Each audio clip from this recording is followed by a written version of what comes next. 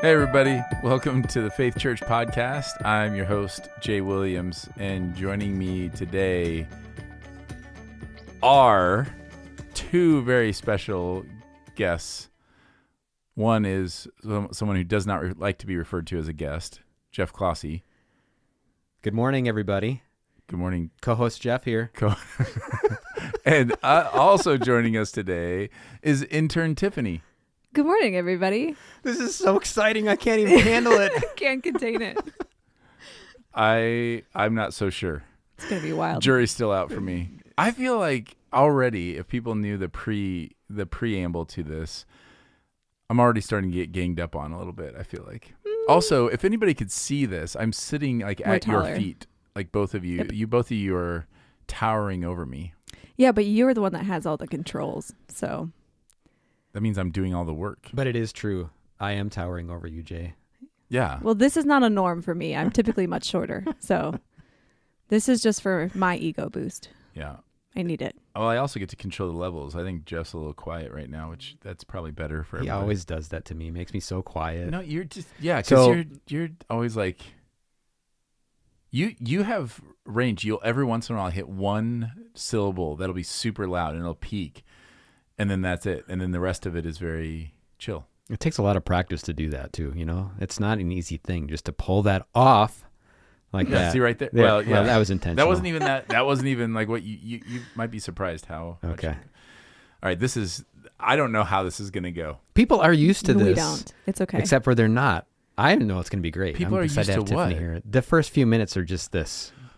For sure. Everything is normal so far, For other sure, than for we have sure. one more Well, voice. except for the fact that when we're in the middle of our nonsense, I'm thinking like, yeah, but we know the ship will get corrected. But now we've added someone to the ship. And so who knows? It's a little bit like, it feels a little bit right now like you're canoeing and you had two people in the canoe and now you got three. So that means two paddles are going to be on one side.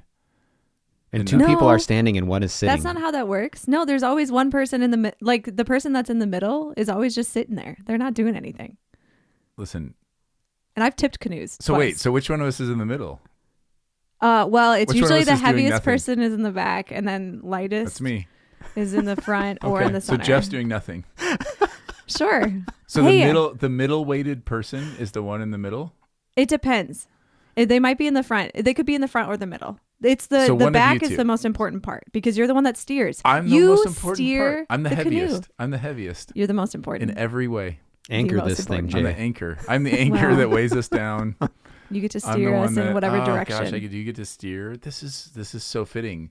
I didn't even know how good that illustration was when I started it. You did great. Thank you so much. Also, can I just say, as we're starting this, that your audio levels are, I knew for sure that when I gosh. asked you to test, you'd be like, and then once we started getting you going, you'd be talking. So you just blew out my ears. So Sorry. No, you're fine. Didn't mean to. That's what I want you to do. Talk like that. Now I've said it for you being normal, Tiffany. So here we go. Let's do it. Let's do Rock and roll. Hebrews Hebrews. chapter 2. Yep. Great. Well, that pretty much does it. I have a comment before we get into it. No. It's related to Hebrews 2. So I'm looking at, I have my scripture journal, which, by the way, if you didn't get one yet and they weren't available Sunday, they are en route. So they should be here for Sunday, hopefully. If you want to get one of these, we'd recommend it. It's amazing. But I opened up my scripture journal for the sermon, and I had filled up the entire notes side of chapter 2 from your sermon from 2 weeks ago. Same here. I didn't even know what to do. So then I had to start writing all over the text, and it's just a mess. So we need to get scripture journals with It's a even beautiful more mess. places to write. I have thought before that we should have like our own journals or whatever, because, and that's been a common criticism, not criticism, but like feedback yeah. has been, there's not enough room. And I get it. I do. I don't know. I guess I just didn't assume people, I forget that people who take notes Go hard. notes about everything. Yep. And I'm more of I'm used to writing notes on our worship bulletin, like, or, our worship guide in the gaps or like on one of our connection cards. That's where yeah. There's not all of us know how to do shorthand. Yeah. Well, Not all of us are familiar with. I Some of us want to remember I may things. do, but I What? bet there's other people who feel the same way. Okay. Like, oh man. Oh, now I I feel the same way. Yeah. This looks really chaotic right now. And I ended up going over and like drawing a line that I told myself I couldn't go past on the next page so that I'd have enough room for this coming Sunday, Yeah. which is going to be you. Mhm. So We'll see. we shall see. Maybe they won't Lord take as many willing. notes. Ooh. Yeah. You know, can I tell the comment that I got from a student about I the don't fact know, that Jeff can you? is going to be preaching this coming weekend because it's also Disciple Now weekend. Yeah. And the student made a comment and saying like, man, Jeff is preaching. Like, we love it when Jeff preaches, but Jeff has such a soothing and like calming voice. And after a long weekend, just like hanging out with people, you're exhausted. And so people might fall asleep. And so Jeff was like, well, do you want me to go on like longer like Jay does? And it's like, we're like, Why you have to emphatically do that? no. Why you have to throw me under the bus? That's Why not can't how you it just went. deal That's with not yourself? how it went. Just own your own stuff. I said, so 'Cause it sounds like they're asking me to be a bit more of an irritant than I typically yes, am. that's And, the. yeah, I could get under the skin a little bit. Oh, gosh. I mean, that's the reality of the You gotta scare situation. 'em. When I thought about D Now, like number one, I'm going to be involved in D Now, so I was like, that's a great week for Yeah. you to preach. But also the passage, I'm really excited about you preaching Me that. too. But then on top of that, it did cross my mind of, well, and so one, I thought I've been teaching more in the youth, certainly than Jeff has. Yeah. That's true. So I thought, well, that'll be good for them. But then I also thought Jeff will be shorter. So I thought, well, which one do you want? Do you want shorter and more soothing, or do you want longer and more irritating? And then it's a legitimate argument. Some students would take the longer, and just as long as they're being like jarred awake all the time, versus someone just be like, I'm gonna hang in there, but I can only hang in there for so long. So anyway, let's talk about last week. Let's do it. stop Let's talking do about it. next week. Okay, cool. You can maybe, if this goes well, Tiff, you can join us next week again, and you can talk about that D Now and everything. That So would be awesome. Sounds but like a plan. this past week, Hebrews 2 Hebrews 2. talked about Jesus. No way. So, but I wanted to go more into that idea of our worth and our calling and how Jesus realizes it and fulfills it. So what did you guys get from it? What questions did you have? What things would you have said differently? What things would you have added? Here we go. What No, things would we have said differently? One of the questions I wrote down that I think would be fun to talk about a little bit, and you answered this, but I think I just wrote the question not well. starkly. Got it. No, yep. Oh. What does Awkward. so at the end of the passage, verse 9, I just think it's one of the most poetic, powerful statements, right? It says that by the grace of God, he might taste death for everyone. So Jesus tastes death for everyone. It's just unbelievably beautiful and profound.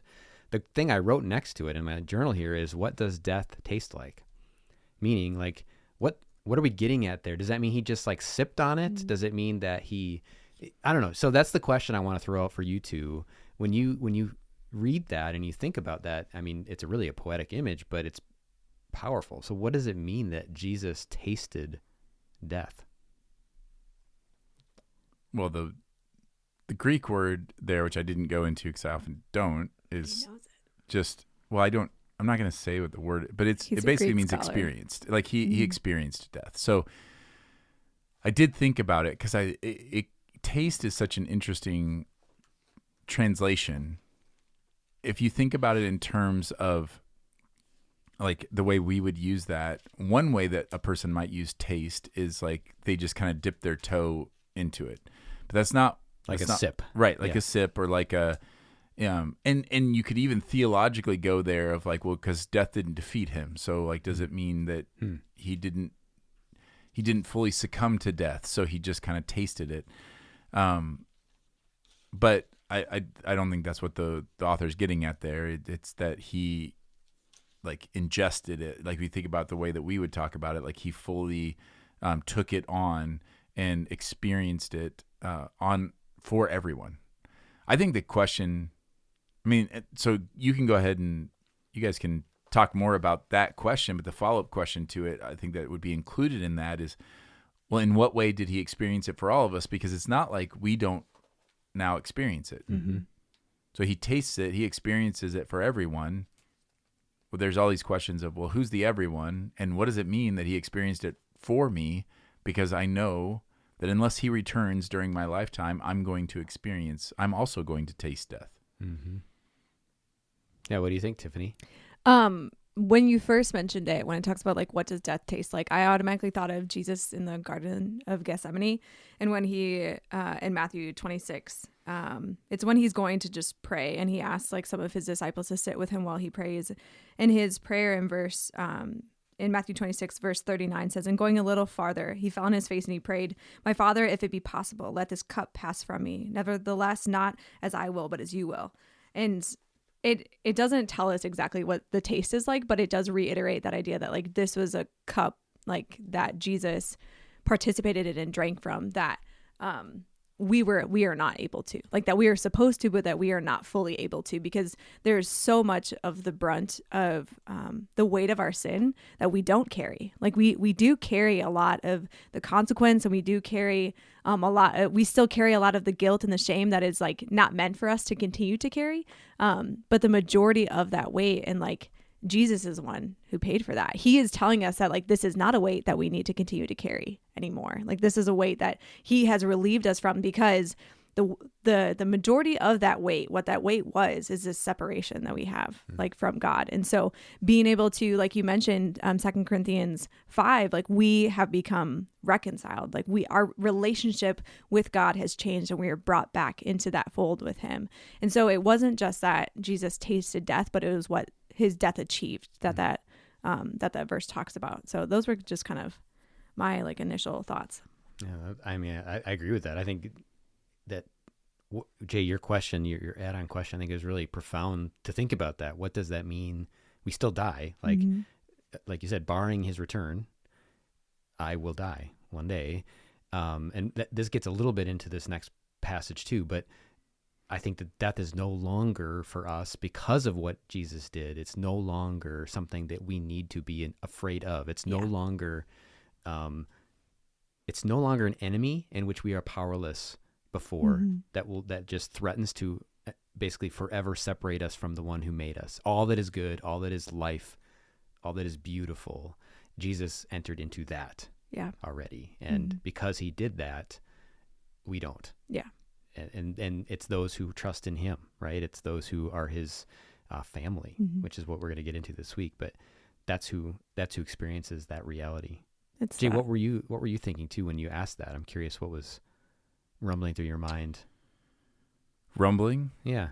Well, I like that Tiffany pointed out the garden, because then that made me think of Matthew 20, when the mother of the sons of Zebedee ask on Jesus' behalf, like, let my son sit at your right hand and your left hand. And Jesus answers, you do not know what you are asking. Are you able to drink the cup that I am to drink? And they said to him, we are able, which they have no idea what he's talking about. No. But right there, he's referencing that cup. That's the cup of death that he's going to drink. And it's so that penalty for sin, but it's also connected to him sitting at the right hand. So this is when Hebrews talks about, it's through this suffering that like he's crowned and coronated as like the ruler and as reigning king through his suffering death. And here, this is part of where that is coming from, right? He says, when she's talking about, well, who gets to sit at your right hand and your left? And he's saying, that's not for me to grant, but are you going to be able to drink the cup? Because he says, that's how I'm going to end up sitting at the right hand of the Father, is through this suffering death, drinking this cup. And he says, are you able to drink it? And they said, we are able. And he says, he doesn't say to them, well, you don't have to. You actually aren't going to be able to, because I'm drinking the cup for you. He says, you will drink my cup. You are going to still drink it. So the picture I get is essentially this idea that Jesus has already gone before us in it. And we also will pass through death. We also will then be glorified. We will go through all the things that Jesus went through. But if the question is, it is only in him that we have the power of resurrection, the power of reconciliation. And so the question is, like, it's like thinking about going on this road down this dark path, and Jesus is standing there. Like, you can cling to him or you can not. If you cling to him, he like we participate with him in his death, in his suffering, in his death, and in his resurrection. That's like, I always get this image of just hanging on to him, but really he's, hanging on to us. Or you're going through on your own and saying, no, I'm going to pass through this in my own power, in my own strength, according to my own righteousness. And that leads to separation from God for eternity, whereas clinging to Jesus. So you're still going to pass through this. Psalm 23, like, even though I walk through the valley of the shadow of death, I will fear no evil, for you are with me. So when we pass through death, we have nothing to fear, because if Christ is with us, and if we are abiding in him and he in us, then we will participate. We will like follow him on the path that he was able to pave, which was living this righteous life and dying this death and then resurrecting, and we get to be resurrected with him. Yeah. And in the Hebrew, I think I referred to this last week, from my like reading all the way through it quickly, but that idea that we, even in death, can draw near to God. That is not what he was about to experience when he was saying, Lord, let this cup pass from me.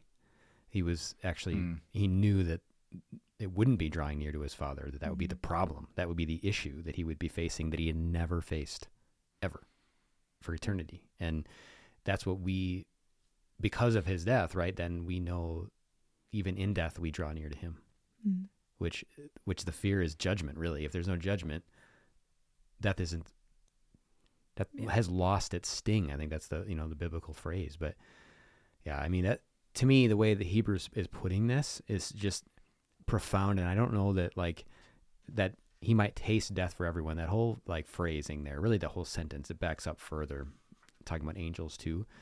I'm not sure that there's an equal in our scriptures to it as far as the poetic nature of it, but then the realities that it's unpacking pretty quickly. To me, Hebrews is a really good example of, and I think, Jay, I know one of our prayers as we preach through this is that people are seeing how we handle the scriptures, because Hebrews actually is a bit complicated. It's not always just straightforward. Here's exactly what it means. You have to really think about it and unpack it. And hopefully some of these profound phrases and beautiful phrases allow us to slow down enough so that we can really meditate on this. Not just on the Sunday, but then that week. I know it is something that for me has been kind of ringing in my mind since then, that he tasted death. But what, did we get any questions? Did anyone send any in, or were there any after the sermon about it, Jay? I know sometimes that happens. Not this week. time. No, Wow. because, I think I like what you just said there about Hebrews. I think this is one of the reasons why we conclude that this wasn't written by Paul. Hebrews is this interesting mix of what we would think of something John would write with something Paul would write. Yep. It's very theological, and has kind of an ordered argument to it, like you would expect from Paul, but the language is just much more, like you said, poetic. Paul's letters tend to be pretty blunt. Well, they're blunt. They're analytical. It's much more technical. Mm-hmm. Whereas John is like what in the world, man? He just keeps kind of going around and talking about this kind of, much more poetic, which is fascinating too. Then when you think about, well, why did God choose different people to write these things? Who else? Can you imagine if Paul had written Revelation? It just would have. I don't know how that would have turned out, but he gave it to John because John's wiring and personality lended itself to that. But then if John wrote Romans, that would have looked really different. So yeah. So no, nobody had any questions. But Tiffany, what other things jumped out at you that? I mean, I can't say no one had any questions. No one asked. Talked to me. They were about it. they weren't like, hey, can you guys talk about this on the podcast? I don't recall anybody asking me. I think. Well, one of the things about this section of Hebrews, it reminds me a lot of in Luke 24, the road to Emmaus, of when Jesus is teaching these two disciples that don't realize it's Jesus all about him. He's he goes back into the law and the prophets and the Torah and the Old Testament, teaching them hey, this is how I have been here. This story is all leading up to this moment of the crucifixion and the resurrection and then the ascension of Jesus, but he's telling them all about himself. And so part of me feels like, obviously, like it's the word of God, right? So God is communicating with us through his word, but this feels a lot like what the sort of things that Jesus would have brought up. Like, it makes me wonder, like, what are the specific moments that Jesus brought up to these disciples as he was walking with them? And this beginning of Hebrews points so much to those things. And so even quoting the Psalms of saying Psalm 8:4, and also it's in Psalm 144:3 too. What is man that you are mindful of him, or the son of man that you care for him? You made him for a while little lower than the angels, and you have crowned him with glory and honor, putting everything in subjection under his feet. And I'm like, for my master's degree, I'm doing a lot of study in Ecclesiastes, and personally going through the book of Ecclesiastes and reading the Old Testament a lot, I think a lot of the things that make us feel uneasy and make us worry and make us feel frustrated is this call that God has for us in Genesis 1:26, where he calls us to hold dominion over all of the earth, and this frustration that we don't do that well, but we still want it. And so we still want the control, and we still want things to go a certain way, and then they usually don't, because we are broken and the world is broken. And so to read that and say that, okay, like, he has put everything in subjection under our feet. Like, yes, like under man's feet, that has been what has happened. We have not done that perfectly, but to have verse 9 and say, but we see him for a little while, who was made lower than the angels, namely Jesus, crowned with glory and honor because of the suffering of death, so that by the grace of God, he might taste death for everyone.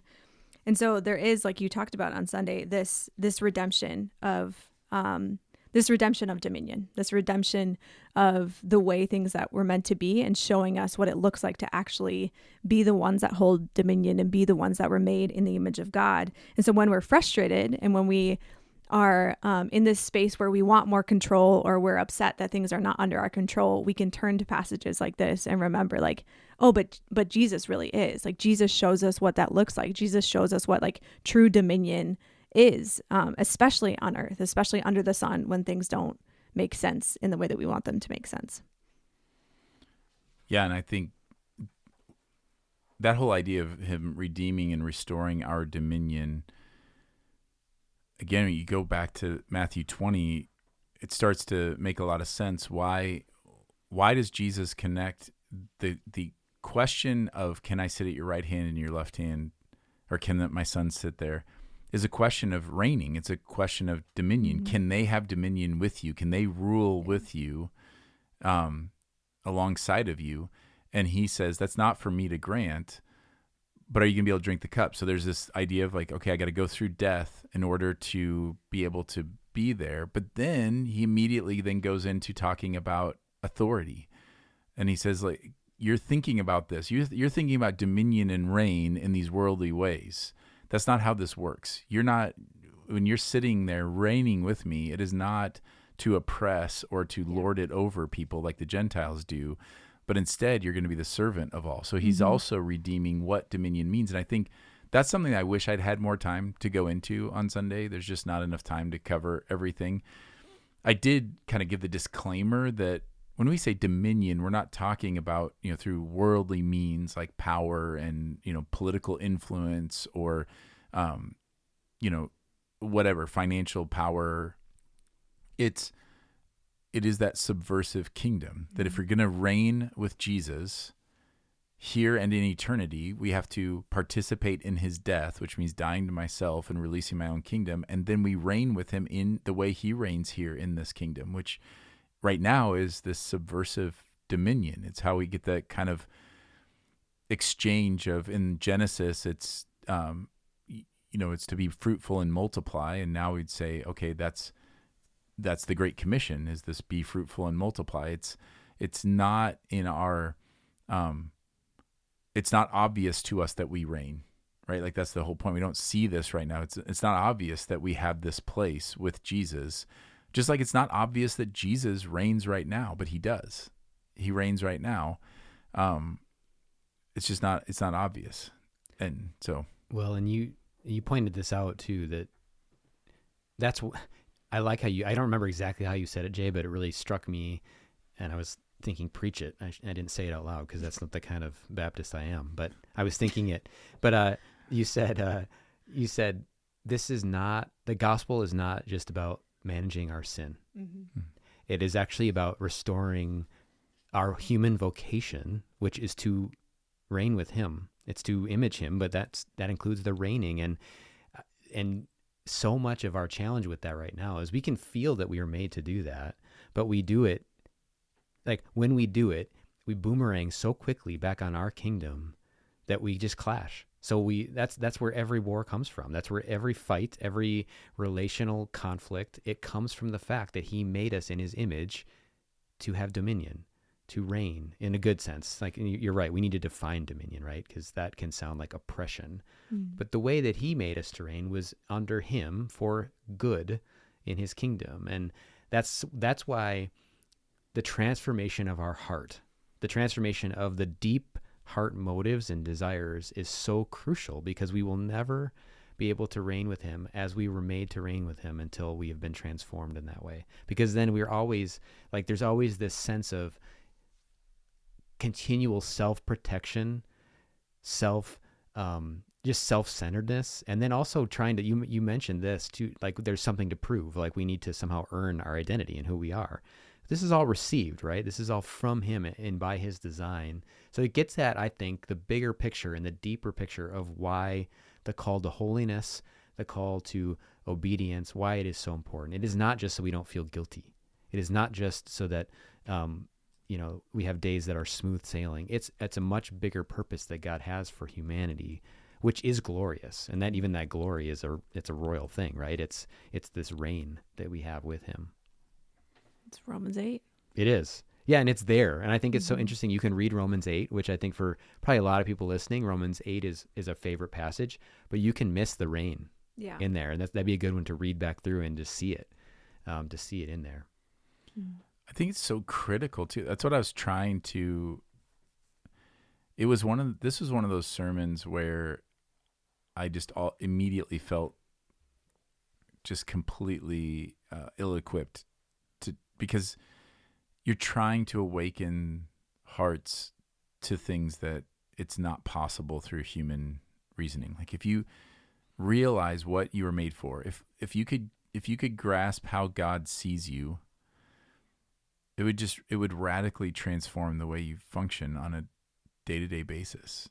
And we're so I mean, there's a lot in our church history that has led people to assume that the way God looks at me is with impatience and just he's so close to being fed up. Like he's hanging on by a thread. And every time I mess up, it's like, yep, there you go again. Mm-hmm. And that's not how he views us. And then we also think that our vocation, our calling, is to just try really hard not to sin anymore. And it's just so small. And I just think, I mean, how else would we expect the enemy to try to knock us off course? Like, if you're going to accept that you've been forgiven, then of course he's going to then pervert that and say, well, yeah, but just barely, and as long as you don't keep messing up. And then our calling to make it so small.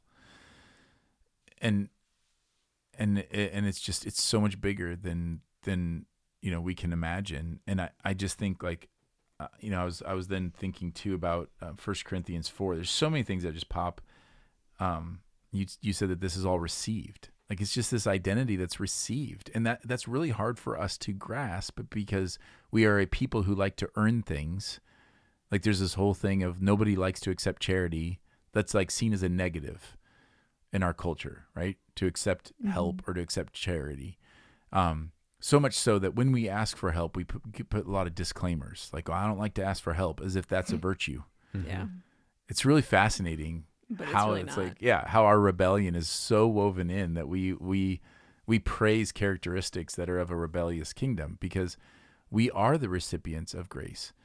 And if we really got that, then when we feel shame, we would know that we don't need to feel shame, because it's a gift that's been received. And when we feel self-righteousness, we would not feel it, because we would be able to reject that, because this is a gift that we've received. Mm-hmm. And that's what I was saying with 1 Corinthians 4. And he talks about that he doesn't want any of them to be puffed up in favor of one against another. For who sees anything different in you? What do you have that you did not receive? If then you received it, why do you boast as if you did not receive it? It's, and that's when he's going into dealing with the people who saw themselves, were kind of putting themselves as more righteous than Paul or Apollos, and like kind of putting themselves against that. And it's actually probably the most sarcastic passage that Paul writes when he says, already you have all you want. Already you've become rich. Without us, you become kings. And would that you did reign so that we might share the rule with you. So all this language of dominion, saying it's been given to you. You didn't do anything to gain this. You didn't conquer any land to reign and become wise in your own eyes. Like that's all foolishness. Mm-hmm. Yeah, I think that especially recognizing that all of these things that come up in us, that like the self-righteousness and like wanting to like justify like why we might be asking for charity if we need it in certain periods of time. It is this space where it's like, I feel like I should have more things together than I do, or I feel like I should have more of my life under control than I do. But there are so many circumstances that we really just don't have any control over them happening to us. Like, or things that we have done that put us in these positions where we need to ask, and we have to be honest and vulnerable and saying like, hey, like I do need support. Like I do need help. I do need somebody to hold my hand walking through these dark spaces. And so how do we then encourage people to continue to walk with Jesus? And how do we encourage people to depend on Jesus and recognize that the only way that we're ever going to be able to figure this out is if we are fully depending upon him and like trusting that he actually has everything in control, and that it's not supposed to be us, and that's like, it is us, but it's not us at the same time. Like it's through him that it becomes us, because we are made in his image. We're not made in our own image. We're not made in like the image of man, and we don't make God in the image of man. Like the intention for Jesus to be made into the image of like a man was because God had already set that before, like because God was already determining this of like, I'm going to come as a man to be able to relate to them. And that was one of the things that you pointed out too, is like, why did Jesus come as a man? Why didn't Jesus come as an angel? Why didn't Jesus come as, it kind of parallels to the question of like, why didn't he come as like this like gladiator type? Like, why did he come in as a man, humbly, like riding on a donkey? Like, why did God choose that for us as his people? And I think it shows us like, because that's what dominion looks like. Mm-hmm. So it reveals to us like this is where we've kind of messed things up, of like this skewed view of how we think things should be. Like the beginning of the garden, like you mentioned on Sunday too, one of the first things that Adam does, he names the animals. That's the first thing he does. He's not like, you know what, let's figure out how we can tear down all of these trees in this area so that I can build a nice huge palace and so I can rule from this palace. He's like, no, like I'm going to name the animals. And naming in the Old Testament is so significant because that is where so much of their identity ends up coming from. And so Adam's naming of the animals is like giving them an identity of saying like, this is what you're going to go forward and this is where your calling is. And so Adam is given the ability to like reveal that in these creatures and in the things that are in creation. And God gives that to him. God says, this is what you're going to do. So he says in Genesis 2:7 too, that you are going to work the garden and keep it. Mm-hmm. And so that keep it language is talking about cultivating it and actually taking care of it and making sure that it's flourishing. And so when God calls us to bear his image, he's calling us to bring the rest of creation with us and show the rest of creation what God looks like and how he has intended for us to flourish in goodness, not how he has called us to take things down and make a name for ourselves. Like so many scenarios, like I could go on and on about all the scenarios, especially in the Old Testament, that just talk about these spaces where no, it's actually God's name. And it's actually like we get blessed with the ability to carry this out and represent him and reflect him to the rest of creation. And that's beautiful. And that's a good thing. And so how do we settle in that calling instead of trying to make ourselves into a God? Yeah, that's a really good summary, I think, of that vocation, like what you just said there. And in the simplest terms, I was trying to just sitting here thinking, what book did I read this in? So I cannot remember which book, but the two phrases this author, or the two words this author used to kind of get at what does that mean in the garden when we're made in his image, and that vocation was, one was as an artist and one was as a gardener.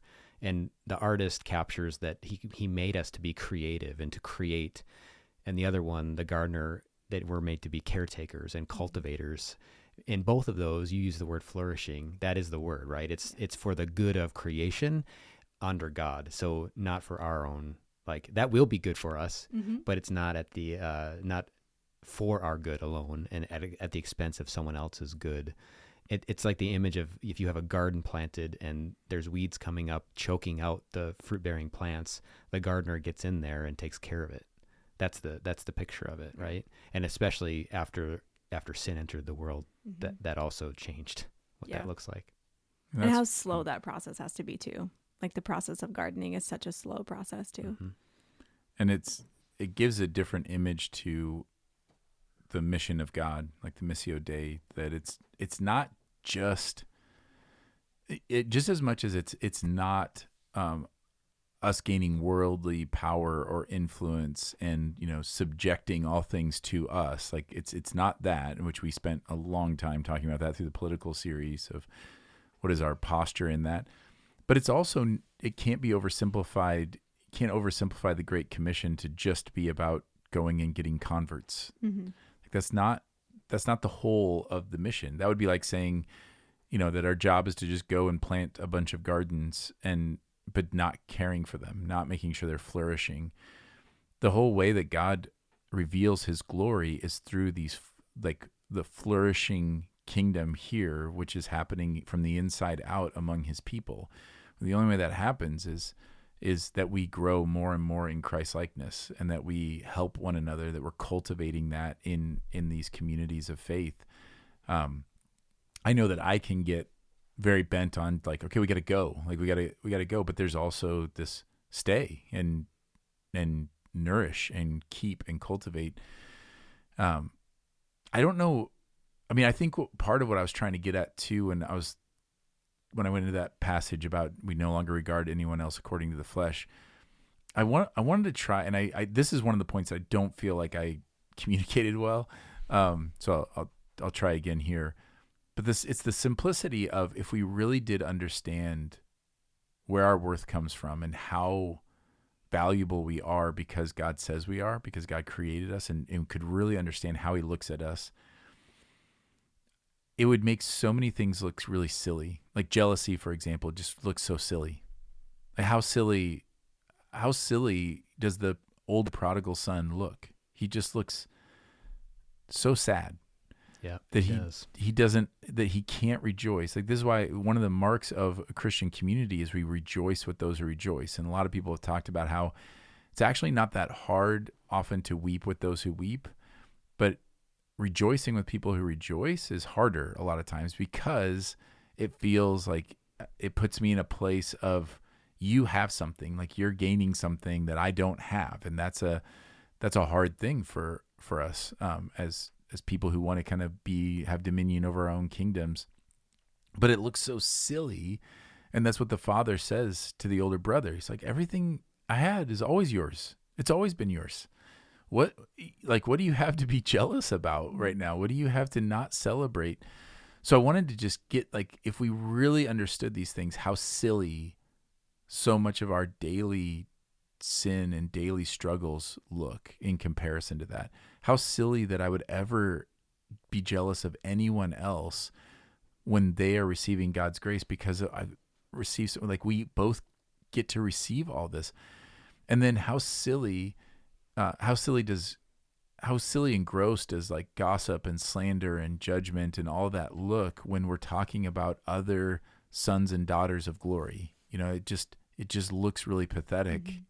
And then same way with our calling. Like, if we really understood our calling, how silly do all these other things. Like, Jeff, you and I were talking before the podcast, and we don't need to go into details about the issue, but it was one of these issues, and you said, like, how do you even have time? It's like this bickering in the Christian community about something, and you're like, how do you even have time to do that? If we really understood our dominion and our calling and what we get to be a part of, think of all the things that we worry about, like what job to take, what house to buy, where to live. Like, all those things would just seem so silly, of just like, well, I'll live wherever, I'll do whatever, because my calling is to reign in this kingdom, to be given dominion, caring for this message of ministry of reconciliation, and getting to cultivate, be a caretaker in the garden where I get to build one another up. So wherever I go, I'm going to plant seeds of faith in this garden where I am. I'm going to help nurture like the plants that are there. Like imagine if you went to your work and you saw it with a kingdom vocation. It wouldn't matter what you're doing, because in that place, there are places to sow the seeds of the gospel. There are probably other Christians there that you can help flourish. There are weeds there that you can help, like things that are choking out like people who are trying to follow or are hearing, and you can protect and care for that. There's all that vocation is there, and the whole time you are a son or daughter of glory, being crowned with his glory and honor to reign in his kingdom. Like what like, so many things would seem so silly if we really grasp that. You have to, I feel like, with especially remembering our identity and remembering the identity of those around us and our calling, like it's one of those things that you have to remind yourself of every day. Like one of the things you mentioned on Sunday too is that we can't simplify the gospel. Like we can't simplify what it is that Jesus has done. Like I don't think we're ever going to be able to fully grasp the like magnitude of that. But I think one of the things that can help us like begin to try to just like get bits and pieces of it is to be in a space where we are actively reminding ourselves of that every day, and that we're surrounding ourselves with people who are reminding us of that every day too. Because we've had conversations with people a couple years ago, like in a class, we had a conversation at the end of the semester of just like, okay, like what is the gospel? How would you communicate the gospel to somebody? And don't you try not to use all the other like tools that you have, because those can be really, really awesome. But how would you like communicate what the gospel is? And I think we forget that like no matter where you're at in your walk of faith, you still need Jesus as much as you did on day one. Like you are going to need Jesus every single day just as much as you did on the first day that you met him. And so when we're actually like reoriented, and this is why like being in the word and being in prayer and being in community are so important, is because you are automatically putting all these signposts like in your mind and in your heart of saying like, this is where I want to be oriented. I want to be prioritizing like these things. I want to be intentional about these things. And like we're going through this with our youth right now. On Wednesdays, is we're talking about why these things in the Christian walk and why knowing Jesus changes everything, and why we need to be intentional about the steps that we're taking, because there's going to be a lot of unintentional things that happen to us, a lot of things like circumstances and environments and things that we can't change, but there are things that we can make a choice in. There are things that we can take control over that God has given us, of saying like, I want to be able to be intentional about the first 5 minutes that I wake up in the morning. So I think one of the things that we need is looking at passages like this and reminding ourselves of worth and of calling is like the three that always stand out to me are like the being like in the word and prayer, and the being in community. You know, this to me, you mentioned the Great Commission too, to just add on to what you said there, Tiffany. Mm-hmm. Having this like bigger vocation in mind, like the zoomed out, to me thickens in a very rich, like helpful way what the Great Commission to make disciples is. Because it could be like, we could have in our mind when Jesus says make disciples, that we're convincing someone to be a convert, you know, and they whatever signifier we use, they pray a certain prayer. For our stream, that'd be probably the thing that we'd be shooting for. Others would maybe say for baptism or whatever. But we know that that's too thin. Like, I think we can feel it. That's not really the whole picture of what he had in mind there. And to me, when you have this human vocation of reigning with Jesus in mind, then to help someone become a disciple of Jesus is to help them get with him, obviously connected with him, but for the end of growing into that person who can reign with him the way God intended humanity to reign. And it's much deeper. And that's that caring for the garden that you talked about, not just clearing some land, planting some seed, and then abandoning ship and saying it'll be fine. That's just not how God could weed the garden himself, but he chooses to involve us in it. And I think he could disciple people without us too, but he chooses to involve us in it. I think, to me, that's profound. And I'm mentioning it because it's energizing for my soul to remember that's what we're doing when we're helping someone walk with Jesus. Again, it's not just about managing their sin. That will be part of it, right? Like we will turn from these things and we will embrace other things, but those are so that, right? It's for something much bigger and much more beautiful than just our own sense of guilt or shame. It's bigger than that. And I just love that. It's really energizing to me. It should be. I mean, that's the hope, right? And I think about so many times in my life where I've lost sight of one of those things and how things have derailed, where, I would compete. When we planted a church in Colorado, lots of people were planting churches in the Denver area, and it was so easy to compare yourself. And what would happen in that is you're getting lost in your vocation. Like, I'm doing it for God. I mean, you say like, well, how could you, like, if you're planting a church, obviously, like, that's the work of the kingdom. Yeah, but it can also be in my own name, right? And in my own, it's just so, it's so subversive the way that the temptation comes in too. And you start comparing yourself, and you start hearing how, like, well, that church, they baptized a bunch of new people, and like the jealousy starts to come in of like, or the feeling of, man, I guess I'm just not as good as they are. Like, they have all these people coming and we don't. And it's all there. It doesn't matter how Christian the thing is, or how good we might look at it and go, oh, that's a great thing to do. We are constantly fighting that battle of saying, is my identity and my worth in what I'm able to produce, or is it in who God says I am and manning the post that he has given me in this moment, to be able to really understand a bigger picture view of vocation, and that it's not just about me doing things for the kingdom, which I think a lot of people fall into. Then they think it's about volunteering, or it's about anything. Those things are all good, and I'm not saying, oh, the answer is we shouldn't plant churches and we shouldn't go to new places. Like, no, I'm not saying that at all. I'm saying we need to have a bigger view of our vocation and our identity, and to know that, like, that dominion that's been redeemed and restored to us is just given to us no matter where we are. And there aren't like these, I don't know, like, it's just, I kind of like, I started to go back there and just thinking about, again, how sad and silly it is to ever think that the part I've been given is too small, or whatever that looks like, or that I'm somehow that, okay, well, because I messed this up, now God is looking at me going, oh gosh, why did I bring him onto the team? Like, it's just not what's going on. And that's such a good example too of how our hearts can do that with anything. Yeah. Mm-hmm. So it doesn't, I think sometimes we have in our mind categories where that applies and categories where it obviously wouldn't apply, but that's not true. It can be about anything. It can be something that we would see on the outside, like obviously that's selfish endeavor.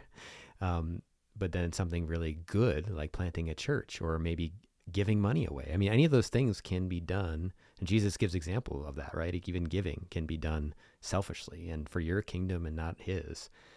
It all goes back to what is happening within us. Where is our heart oriented? Is it your kingdom come, your will be done? Or is it my kingdom, my will? You know where I see that a lot? This is a random weird illustration that popped in my head, but I think it's easy when I said that it's harder to rejoice with people who rejoice.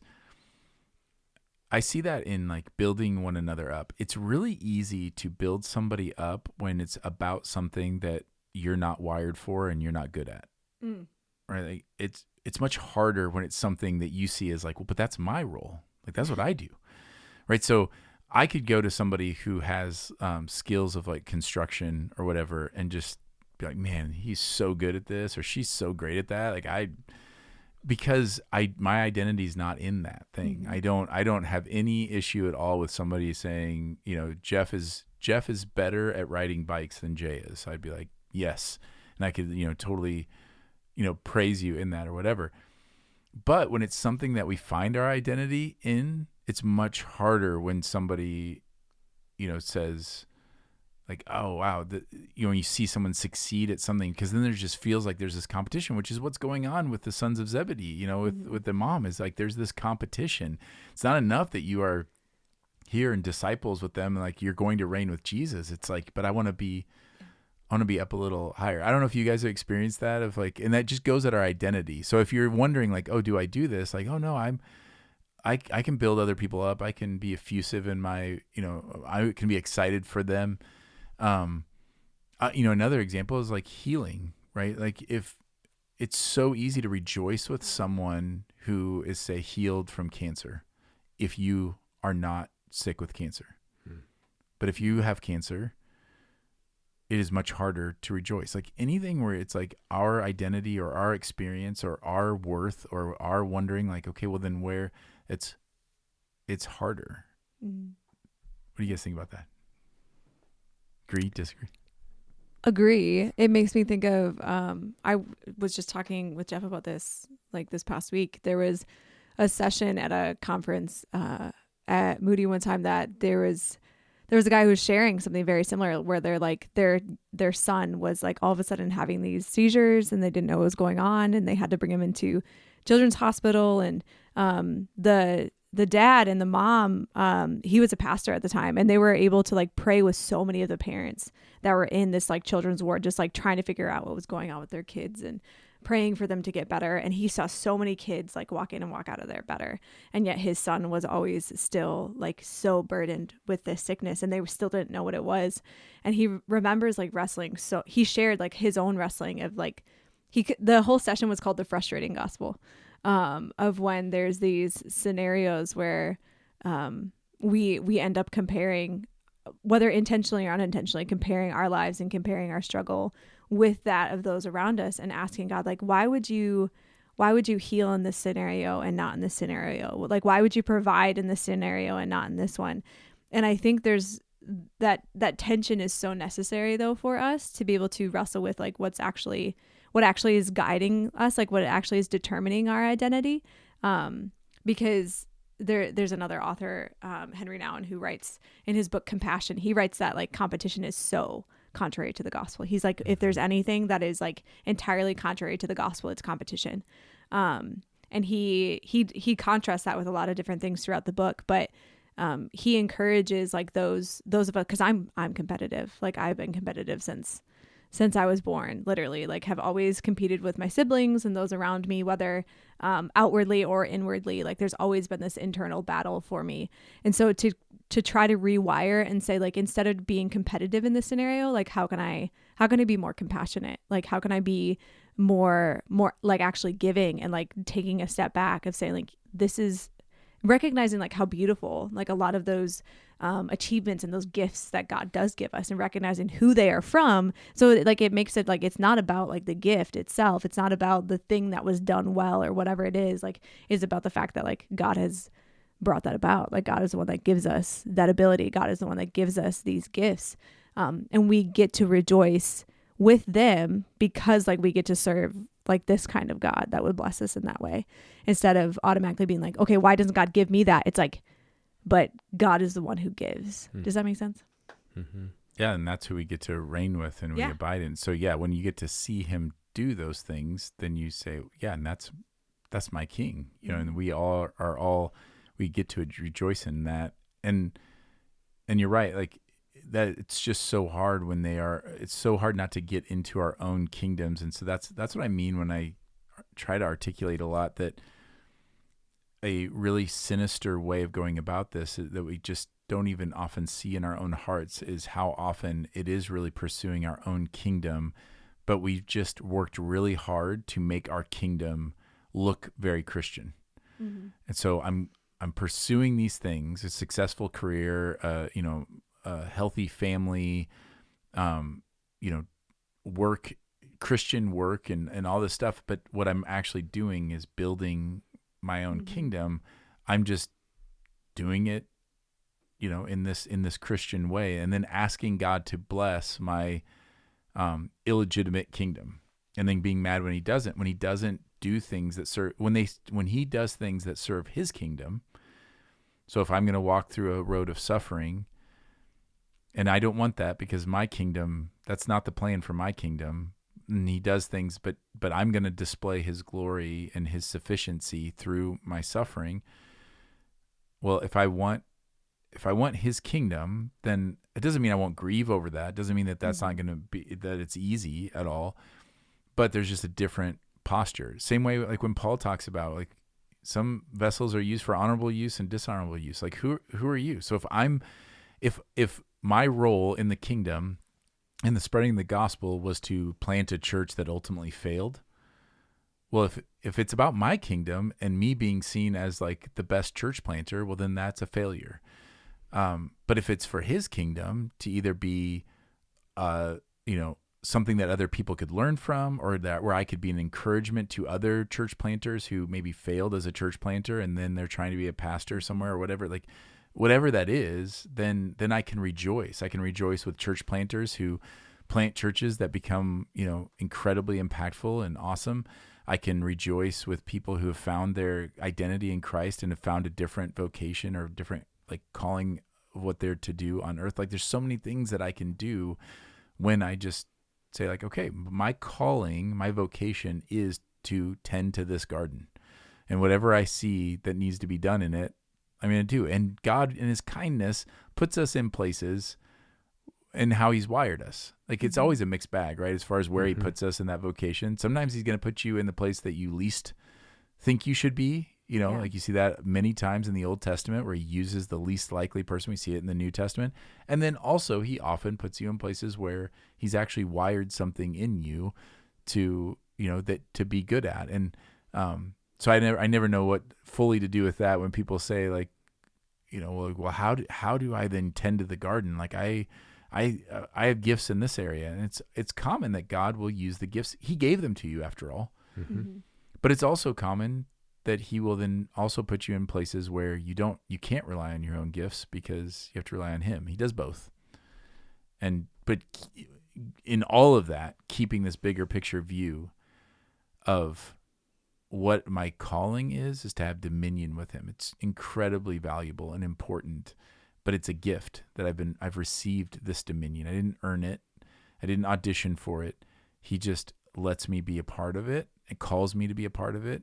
And then he sees me as glorious because of Jesus.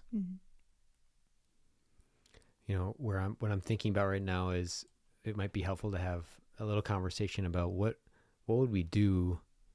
So if we're thinking about this idea and we want, whether it's the idea of comparing or trying to achieve identity or just losing focus, like making it about our kingdom, what would we do? Like, what would be some steps that we might want to take to enter into if we know that that's an issue for us? Because it is for all of us.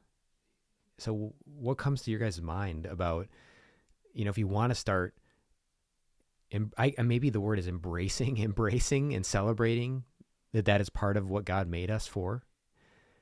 How do we take steps towards that? Because I don't know that it's like the regular pattern of thought for most of us, most days. What comes to your mind? Well, we know that like what you make progress in what you practice. So when it comes to like the way that like our brains work and stuff, like the things that we think about more are going to be the things that we think about more. Like the more you think about something, the more you're going to think about something. And so if we, like I mentioned earlier, like if we can take like a couple of minutes, like of our, like one of the first things that I think like personally is really helpful for me is trying to reorient what I'm thinking about, like first thing in the morning. Like, am I actually waking up to my first alarm, which is usually not the case. But am I waking up to my second alarm? And if I am, like, what have I allotted that time? Like whether it's 10 minutes, whether it's 15, whether it's an hour, like what am I spending my time doing? Like, am I jumping right into my day, or am I taking the moment to sit and recognize, first of all, that like Jesus is with me. And so it's this aspect of like reigning and holding dominion, and Jesus is with me and walking with me through everything that comes throughout this coming day. And am I intentionally looking for the way that he is working throughout the day, and asking him to make us more aware? Because I think that's one of the biggest things is that we miss in all of this, is that we have this idea that we just need to know it and we just need to do it, instead of deliberately asking God to do that in us, to like change us and to change our temperament and to change our heart and to change our desires and our direction. So we try to do that all on our own without asking him like first, if that makes sense. And so I think if we're able, as a very, very practical step, if you're able to like wake up in the morning and intentionally first remind yourself that you are not alone, that Jesus is with you, that he has made you new, that you are a new creation in him, that you are no longer regarded according to your old self. The old self has passed away. The new one has come. Remind yourself of that. And also ask him to be involved throughout the day. So that means allowing for interruptions. That means like deliberately like taking times like every couple of minutes be like, oh yeah, like what does God like want like in this conversation that I'm having with another person? How is he guiding me in these instances, in the way that I do my grocery shopping, in the way that I'm driving? Like, I think if we ask him to do that, I think God is really, really faithful in using the Holy Spirit through us in actually making those things more tangible when we're open about asking him for that. Yeah, that's good, Tiffany. Thank you. This is a good idea to have her on here, Jay. I'm glad I thought of it. Here we go. What What comes to your mind about that question? So this is going to be for the 90s kids, but the Saturday So Night excited Live right now. Stuart Smalley, the personal affirmations or whatever. He looks in the mirror. He's like, I'm good enough. I'm smart enough. Oh, Doggone it. People like me. Doggone it. I think, so that's what I think of. I think of, to Tiffany's point, of starting your day and orienting yourself is really important. But to realize, how does God view me? And sometimes I hear this phrase, that when God looks at you, he sees Jesus. And I understand this sentiment. I always like to give that disclaimer. But that's not fully the case. He sees us through Jesus.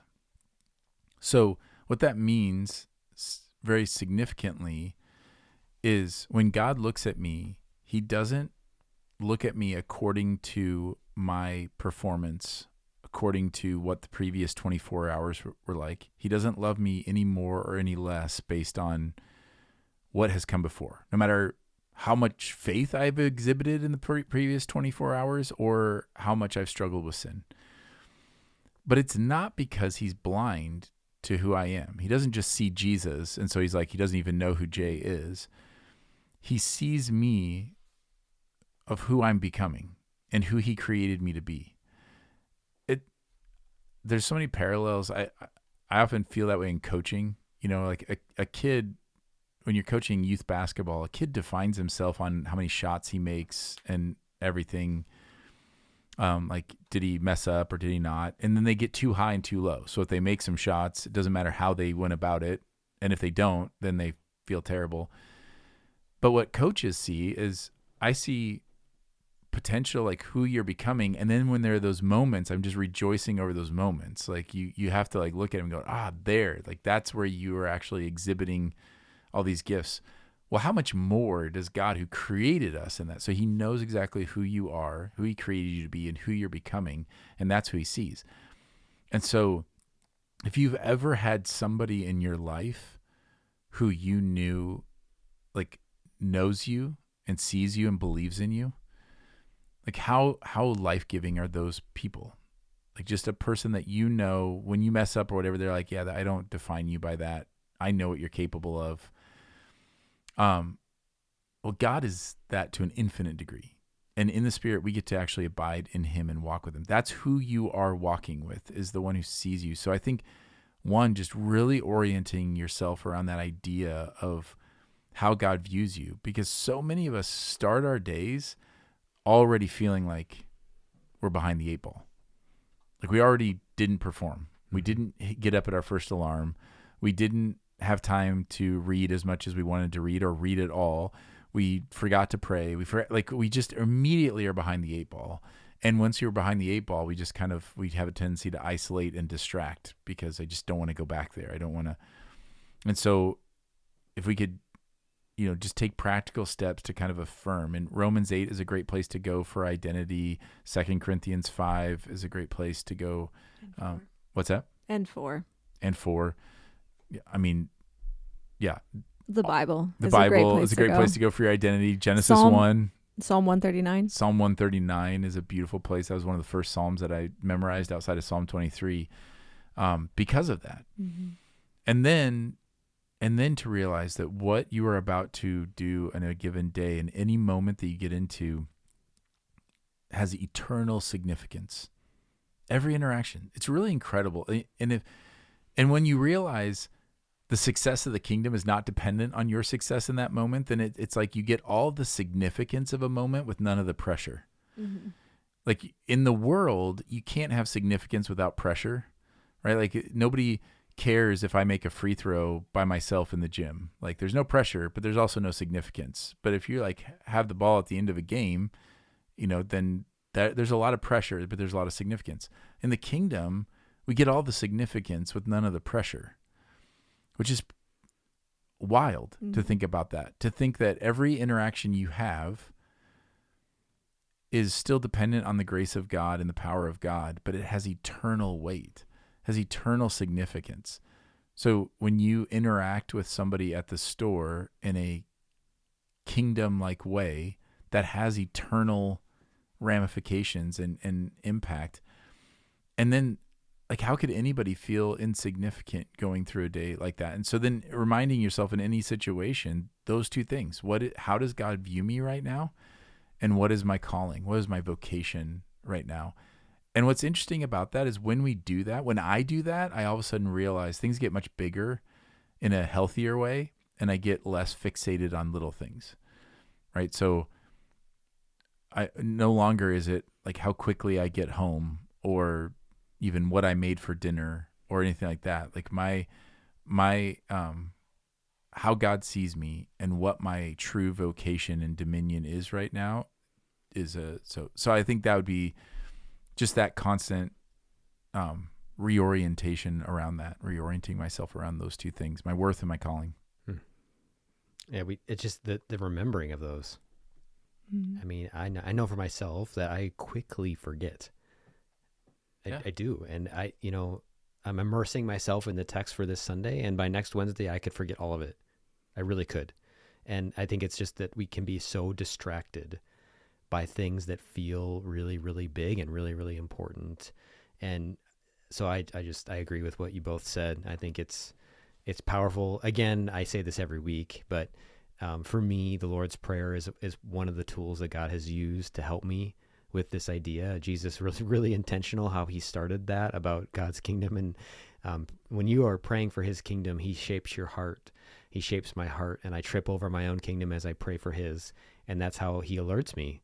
Like, yep, you got to let go of that. That's not about me. That's about you, Jeff. And I also think that a big part of this is the remembering comes through each other. So right now, even in this conversation, the three of us and those of you listening are hearing how we're reminding each other right now of these realities. And none of us, the three of us, would not be remembering these things in the way we are unless we were actually talking with each other. We just wouldn't. This only happens when you're engaged with people. So I guess that's another I think really important part of what God does as he draws us into deeper relationships with each other as we follow him. It's so necessary. We need other people's perspective on the thing that we feel like is huge. In Jay, like that example you gave of someone who is able to know, like, yeah, that was out of character. That's not who you normally are. Something's wrong. We need people in our life like that. And God puts them in our life to help us in those moments. So that would be my other encouragement. If you need help getting plugged in or taking steps towards that takes time to build those relationships. It doesn't happen overnight. We want to help you with that. So make sure that you let us know if you're feeling that and you want those connections, because people do have them, and that is a real thing. It's not just a fantasy. You can have relationships that way, but it does take effort and it does take time to build them. So I guess that would be my encouragement as well, that, even in this conversation, I'm feeling that reminder, and I'm realizing it's because we're having a conversation about it. Mm-hmm. That's why. Yeah. And it doesn't, like you said, it doesn't happen by accident. You don't just kind of fall into that kind of community. It takes effort. I just had a conversation on Sunday with someone who was realizing how isolated they had been. And I just thought, and they were feeling kind of sheepish about it or whatever. And I thought it was such an act of faith to come and to be there and to say that, to share that. It's that you're trusting that what God has for you is deep community, and you're trusting that this, church family is a place where that wants you to have that. And we do. So, if you have any questions, or if you want to get connected, like Jeff said, reach out. You can email us at connect@faithpeshtigo.com, or you can fill out a communication card. Tiffany, thank you for joining us today. We will send out a survey to see if people. Sounds good. Well, what is the focus study? The case or the so focus wondering groups? what Focus you were going to groups. say next. Focus there. groups, We're yeah. gonna have a focus group. Let them know. Let us know what you think. I actually have. I have like the real time. Like every time you started talking, there was like it changed. What? The viewing? Or Yeah, the people that are listening? yeah, the people people listened listening more live. intensely, Yeah, or they listened less intently? We gotta look at the data. All We right. just have to look Sounds at the data. good. We'll analyze it, and then I'll be here in the meantime. We'll see. Just sit right there. We until are next week. in the office that I use, so just that you use, right? Yeah. So Yeah.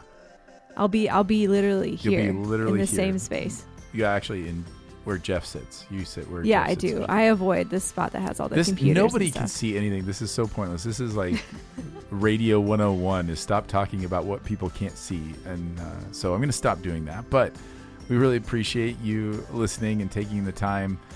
We hope that it has been helpful to you. Until next time, grace and peace.